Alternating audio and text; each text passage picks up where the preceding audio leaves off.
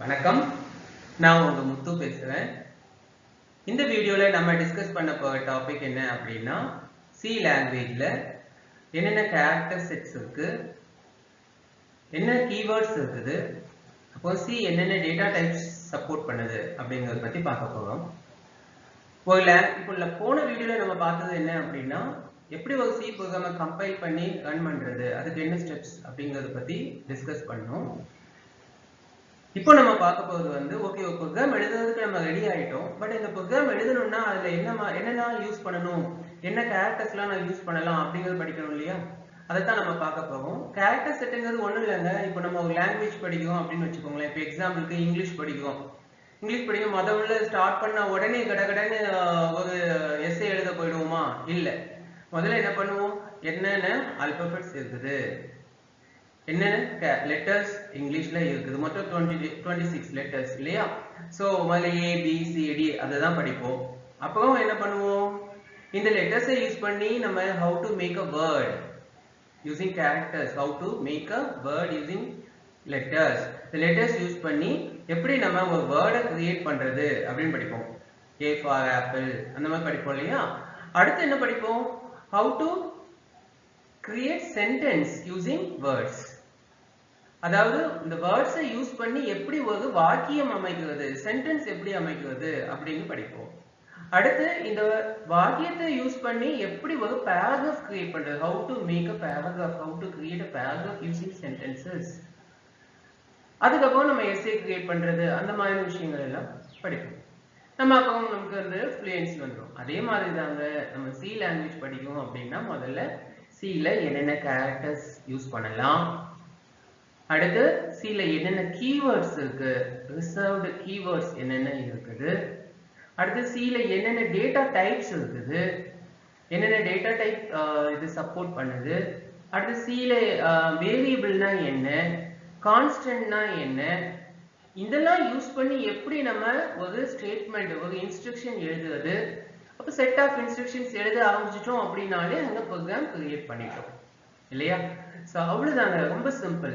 சில வந்து நம்ம படிக்க வேண்டியது என்னென்ன கேரக்டர் செட்ஸ் இருக்குது, அப்போ என்னென்ன கீவேர்ட்ஸ் இருக்குது, சியோட டேட்டா டைப்ஸ் என்னென்ன, கான்ஸ்டன்ட்னா என்ன, வேரியபிள்னா என்ன, இதெல்லாம் தெரிஞ்சுக்கிட்டோம்னா நம்ம இன்ஸ்ட்ரக்ஷன் எழுதுறதுக்கு ரொம்ப ஈஸியா இருக்கும். According to C language, character set அப்படின்னு எடுத்துக்கிட்டீங்கன்னா it means any alphabet, digit or special symbols which are used to represent information. அவ்வளவுதாங்க. சோ இதுல ஆல்பபெட் எடுத்துக்கிட்டீங்கன்னா கேபிட்டல் A to Z, அப்போ small a to Z. Digits எடுத்துக்கிட்டீங்கன்னா 0 to 9, 0 1 2 3 4 5 6 7 8 9.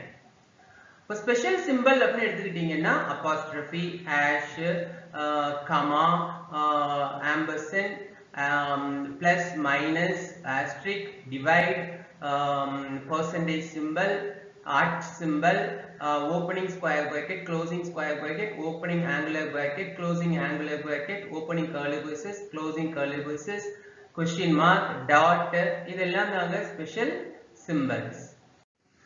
அடுத்து keywords. Keywords பாத்தீங்கன்னா C provides us number of keywords. இந்த கீவேர்ட்ஸ்னா என்னங்க, 4 point தாங்க. Keywords are reserved words. Keywords are reserved words used to do a specific task.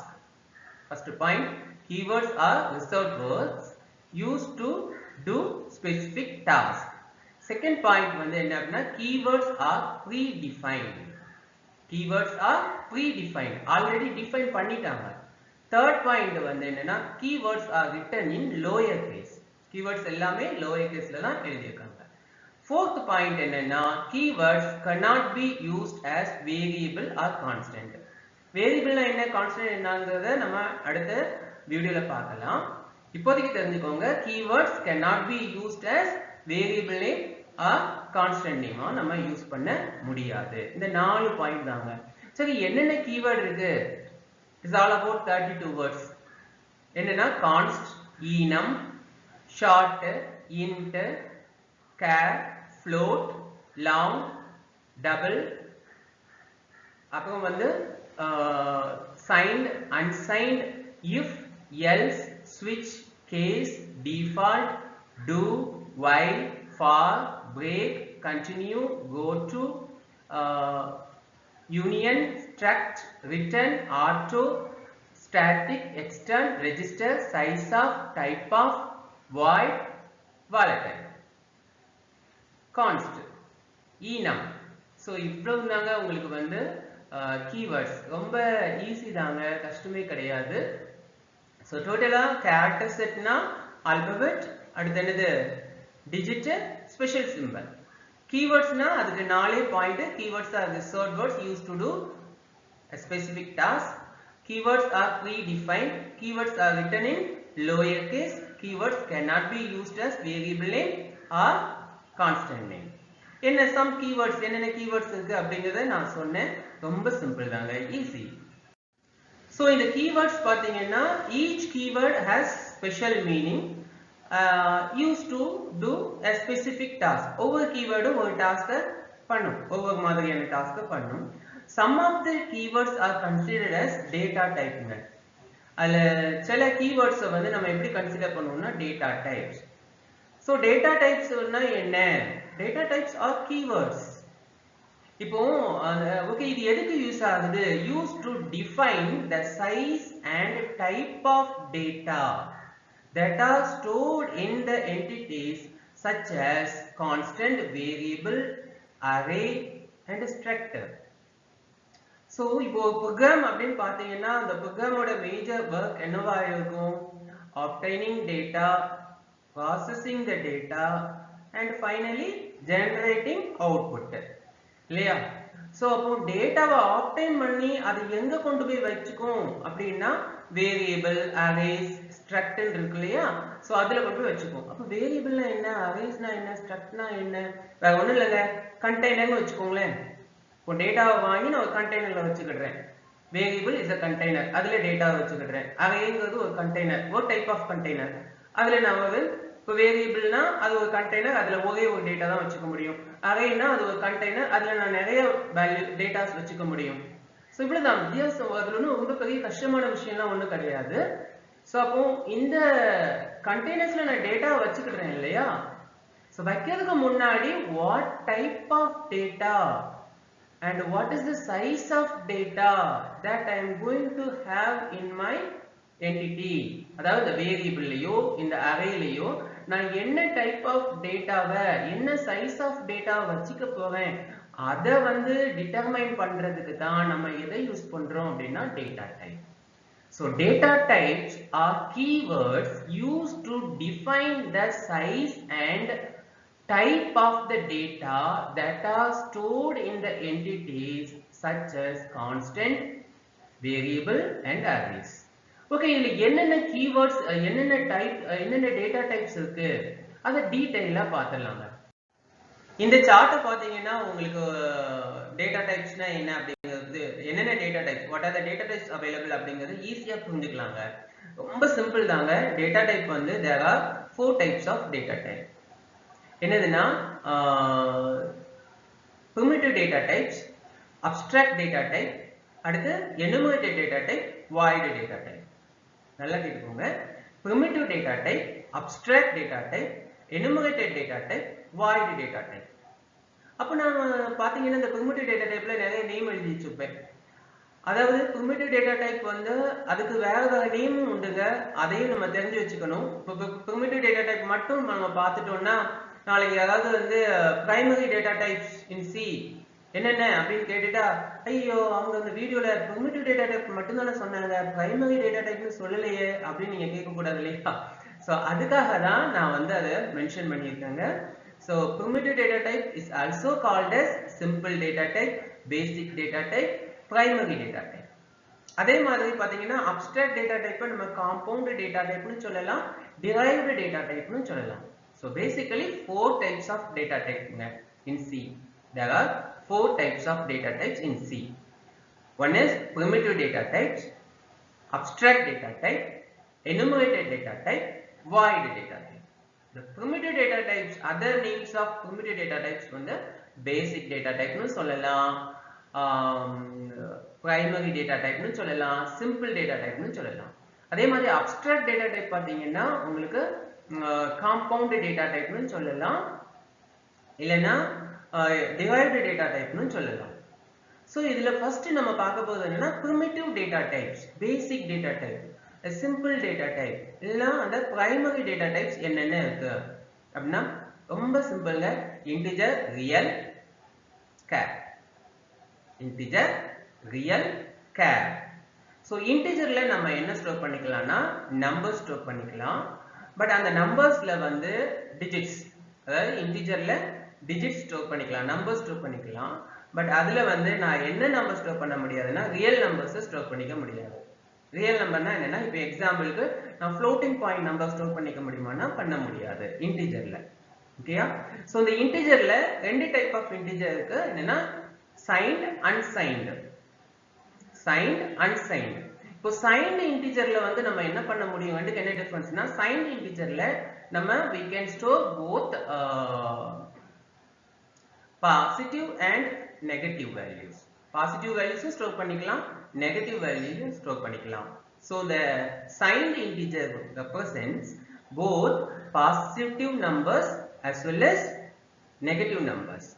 Whereas unsigned integer சொல்றோம் இல்லையா, அது வந்து என்ன பண்ணுனா it represents only positive numbers. Positive numbers மட்டும்தான் அது என்ன பண்ணும், வாங்கிக்கும். So it represents only positive numbers. இது unsigned represents only positive numbers, whereas signed represents both positive and negative numbers. So இந்த signedல என்னெல்லாம் இருக்கு அப்படி பாத்தீங்கன்னா short, int, long. short, int, long. unsignedல என்னெல்லாம் இருக்குன்னா unsigned short, unsigned int, unsigned long. நான் அந்த ரெட் கலர்ல ஸ்பெசிஃபை பண்ணிருக்கிறது தாங்க டேட்டா டைப்ஸ். ரெட் கலர்ல ஸ்பெசிஃபை பண்ணிருக்கிறது டேட்டா டைப். அப்போ short, int, long, unsigned short, unsigned int, unsigned long, இது எல்லாமே இன்டிஜர் ஸ்டோர் பண்ணிக்கிறதுக்கு. சரி, இன்டிஜர் ஸ்டோர் பண்ணிக்கிறதுக்கு அது எதுக்கு இன்ட், ஷார்ட், இன்ட், லாங் அப்படின்னா ஒன்றும் இல்லைங்க. இன்டிஜர்ல இன்ட்ல 2 bytes ஸ்டோர் பண்ணிக்கலாம். அதுக்கும் மேல லென்த்தியா உள்ள ஒரு நம்பர் ஸ்டோர் பண்ணிக்கணும் அப்படின்னா I can go for long. longல 4 bytes of information store பண்ணிக்கலாம். சோ அதை டீடைலா நம்ம பார்க்கலாம். சோ இன்டிஜர்னா ரொம்ப சிம்பிள். சோ primitive dataனா பாத்தீங்கன்னா integer, real, char. சோ இன்டிஜர்ல 2 types of integers இருக்கு, signed, unsigned. signedல பாத்தீங்கன்னா short, int, long. unsignedல unsigned short, unsigned int, unsigned long. அவ்வளவுதாங்க. இப்போ ரியல் அப்படின்னு எடுத்துட்டீங்கன்னா அதுல நம்ம floating point values ஸ்டோர் பண்ணிக்கலாம், ரெப்ரசன்ட் பண்ணும். அது real represents floating point numbers. So அதுல என்னென்ன டேட்டா டைப் அப்படி இருக்கு அப்படின்னா float, double, long double.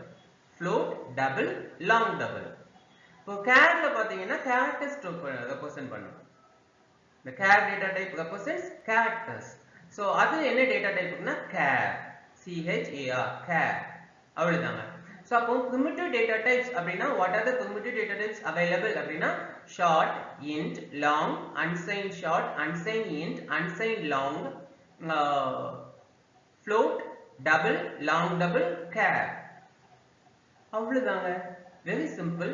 அடுத்து பாத்தீங்கன்னா abstract data type. abstract data types are derived from primitive data types. primitive data typesல இருந்து derived ஆயிருக்கிற data types தான் என்னது abstract data type. அதனால தான் அதை வந்து derived data typeனு நம்ம சொல்லலாம். சோ அது என்னென்ன இருக்கு அப்படின்னா array, struct, union. சோ அத பத்தி டீடைலா நம்ம அடுத்த வகை செஷன்ஸ்ல பார்க்கலாம். அடுத்து enumerated data type. So enumerated data type அப்படின்னா என்னன்னா collection of constant values. collection of constant values store பண்ணிக்க அத ரெப்ரசன்ட் பண்ணும். enumerated data type வந்து represents collection of constant values. void data type na void empty data type ங்க. void data type is nothing but empty data type. அப்ப void இப்போ ஒரு ஃபங்க்ஷன்ல வந்து இப்போ void main அப்படி கொடுத்தீங்கன்னு வைங்களேன். இப்போ what does void mean அப்படின்னா void means it returns nothing. it returns nothing அப்படின்னு அர்த்தம். அதே மாதிரி ஒரு ஃபங்க்ஷனோட ஆர்குமெண்ட்டுக்குள்ள நம்ம வந்து void ன்னு கொடுத்தோம்னா it takes no argument அப்படின்னு அர்த்தம். so void means empty or nothing. அவ்வளவுதாங்க. so data type னு எடுத்துக்கிட்டீங்கன்னா 4 types of data types. primitive data types, abstract data type, enumerated data type, அடுத்து என்னது ஃபைனலா void data type. So primitive data type னு எடுத்துட்டீங்கன்னா அதுல மூணு group, integer, real, char. integer னு எடுத்துட்டீங்கன்னா அதுல signed, unsigned. signed ல என்ன இருக்கு? short, int, long. simple. unsigned ல என்ன இருக்கு? unsigned short, unsigned int, unsigned long. அவ்வளவுதாங்க. அடுத்து பாத்தீங்கன்னா real, அதுல float, double, long double. அடுத்து character. So அதுல char. So அதே மாதிரி abstract data type னு எடுத்துக்கிட்டா derived from primitive data type னு சொல்லிட்டோம். So அப்ப அங்க என்னெல்லாம் இருக்குன்னா array, struct, union. நம்ம enumerated data type னு எடுத்துக்கிட்டீங்கன்னா collection of constant values store பண்ணிக்கிறதுக்கு அதுக்கு என்ன data type னா enum. அதே மாதிரி void data type னா void. அப்படினா என்ன மீனிங்? empty இல்லனா nothing. So data type னா என்னன்னு நம்ம முதல்ல பாக்கும்போது definition பாக்கும்போது data types are keywords used to define the type and size of the data அப்படினு சொல்றோம். used to define the type and size of the data. Okay, என்னென்ன டைப் இருக்கு அப்படினு பார்த்துட்டோம். அதே மாதிரி எவ்வளவு சைஸ் அப்படிங்கறதையும் பார்க்கணும் இல்லையா? சோ அத பாருங்க. int short னா 2 byte. ஓகே, அதே மாதிரி int னா 2 byte, long னா 4 byte. இப்போ இன்டிஜர்ல வந்து இப்போ எக்ஸாம்பிளுக்கு நான் சொல்றேன், ஒரு வேல்யூ ஸ்டோர் பண்ணிக்கணும் அப்படின்னா இன்டிஜர் ரெப்ரசன்ட் பண்றது 32,767 வரைக்கும் தாங்க ரெப்ரசன்ட் பண்ணும். ஏன்னா 2 பைட்ஸ்ல அவ்வளவுதான் நம்ம ஸ்டோர் பண்ணிக்க முடியும். அதாவது எப்படின்னா இப்போ எக்ஸாம்பிளுக்கு int num is equal to 10 அப்படின்னா பண்ணிடலாம். It represents. அதே இது int num is equal to 40,000 அப்படின்னு நான் ஸ்டோர் பண்ணிக்க முடியுமானா நோ. ஏன்னா அதுல மேக்ஸிமம் வந்து 2 bytes தான். It represents maximum of 2 bytes. So அப்ப நான் அதுல வந்து என்னதான் பண்ணிக்க முடியும் அப்படின்னா 32,767 வரைக்கும் தான் என்ன பண்ண முடியும்? ஸ்டோர் பண்ண முடியும். சோ மாதிரி லாங்னா எவ்வளவு? 4 bytes. floatனா 4 bytes. floatல வந்து நம்ம நான் சொன்னேன் real numbers, float, double, long double. அங்க வந்து நம்ம floating point நம்பர் ஸ்டோர் பண்ணிக்கலாம். float வந்து என்னது? 4 bytes. double எவ்வளவு? 8 bytes. long double எவ்வளவு? 10 bytes. charல ஒரு கேரக்டர் தான் ஸ்டோர் பண்ணிக்க முடியுங்க, அது வந்து 1 byte. char 1 byte. அப்ப more than 1 character ஸ்டோர் பண்ணிக்கணும்னா பண்ணிக்கலாம். அத பத்தி நம்ம டீடைலா பார்க்கலாம். சோ இந்த சார்ட்ல வந்து கடைசி காலம் வந்து பாத்தீங்கன்னா format specifier அப்படின்னு நான் சொல்லியிருக்கேன். format specifier. சோ முதல் காலம் வந்து data type, என்னென்ன data type, அடுத்து size bitsல சொல்லியிருக்கோம், அடுத்து size bytesல சொல்லியிருக்கோம். So 8 bits is equal to 1 byte. So அதனால நாம் பிட்ஸ்லயும் சொல்லியிருக்கோம், பைட்ஸ்லயும் பார்க்கிறோம். அடுத்து வந்து ஃபார்மட் ஸ்பெசிஃபையர்னு ஒன்று இருக்கு இல்லையா? சோ இந்த ஃபார்மட் ஸ்பெசிஃபையர்னா என்ன அப்படின்னா அந்த format specifier starts with percentage. ஓகேயா?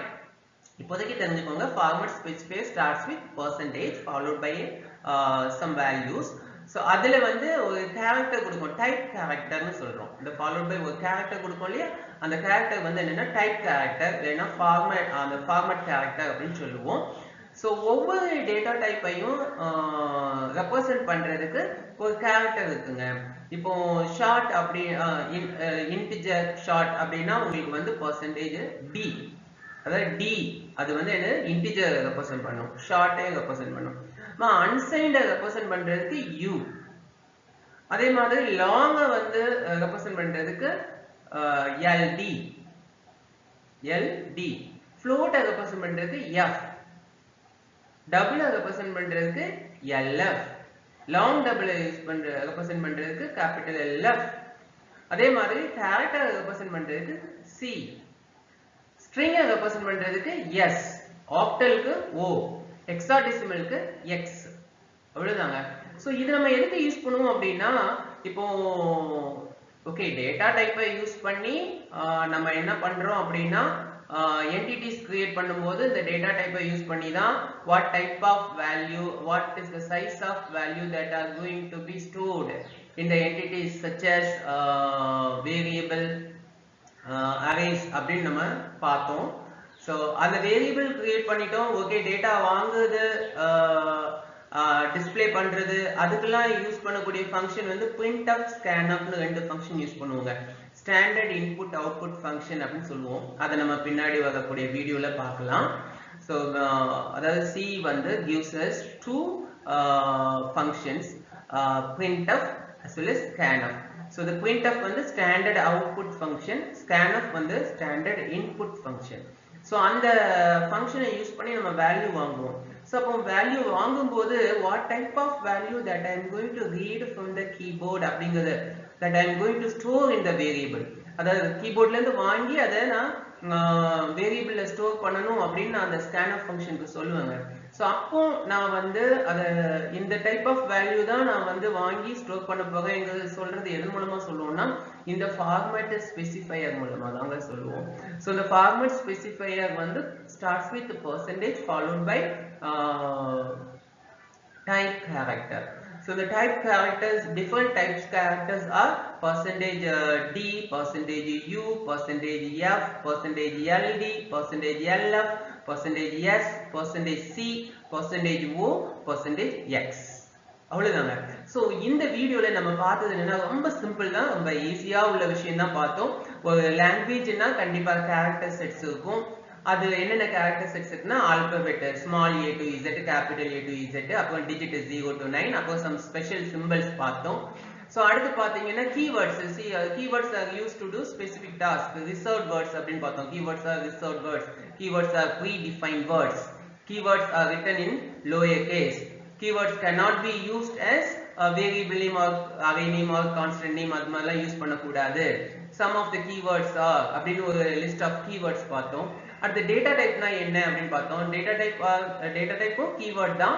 ஸோ அந்த கீவேர்ட்ஸ்ல கொஞ்சம் தான் இது இல்லையா. நம்ம நம்ம இப்போ பார்த்த இந்த லிஸ்ட் இந்த டேபிள்ல பார்க்கக்கூடிய கீவேர்ட்ஸ் எல்லாமே எங்க இருக்கு உங்களுக்கு இந்த டேட்டா டைப்ல உள்ள அந்த வேர்ட்ஸ் எல்லாமே கீவேர்ட்ஸ்ல இருக்கு இல்லையா. So இந்த keywords எல்லாம் எதுக்கு யூஸ் ஆகுதுன்னா to define the type and size of data that are going to be stored in the entities such as variable, arrays இல்லையா. சோ நம்ம இந்த மாதிரி பார்த்தோம் இல்லையா. சோ இந்த விஷயங்கள் தாங்க ரொம்ப ஈஸிங்க. இதுக்கு அடுத்தாப்புல நம்ம வந்து வேரியபிள்னா என்ன, கான்ஸ்டன்ட்னா என்ன, ப்ரோக்ராம் எப்படி எழுதுறது, அந்த மாதிரிலாம் நம்ம இனிமே வரக்கூடிய வீடியோக்களை பார்க்கலாம். என்னோட இந்த வீடியோ பிடிச்சிருந்தா ப்ளீஸ் லைக் பண்ணுங்க, ஷேர் பண்ணுங்க, மறக்காம சப்ஸ்கிரைப் பண்ணுங்க. நன்றி.